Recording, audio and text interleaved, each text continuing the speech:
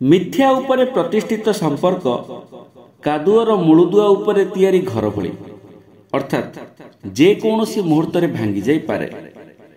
जदि मु सर्वदा सत्य ठारू लुचि रहिबाकु चेष्टा करे तेबे निश्चय मिथ्यतार शिकुली रे मु बांधी हे जिवि। जदि तुमे देखिबाकु चाहो तेबे अन्यमानंकर विशेषता देख। जदि किछि परित्याग करिबाकु चाहो तेबे निजर दुर्बलता को परित्याग कर। मु जदि मोर समस्त व्यवहार रे साधुता आचरण करे मु भयभीत हेबि नाही। खराब कथा भाबिबा खराब जिनिस द्वारा भयभीत हेले मन खराब हो जाए।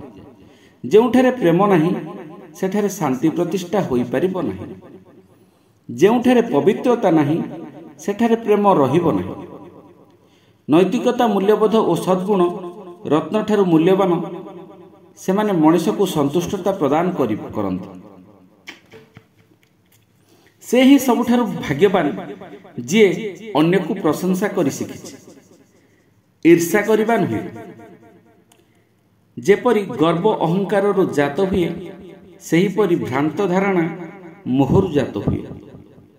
ईश्वरीय गुण मनुष्य को भगवान निकटतर करे। जेपरि बदगुण भगवान ठारू विपरीत मुखी करे। भद्रता और नम्रता ए दुईटी सद्गुण भगवानंकर समर्पित कराए। अहंकार समस्तंकर आत्मा को अप्रिय करिथाए। खराब भाषा व्यवहार करिबा अर्थ मु सेते बुद्धिया नुह जे भल भाषा व्यवहार करि परिबे।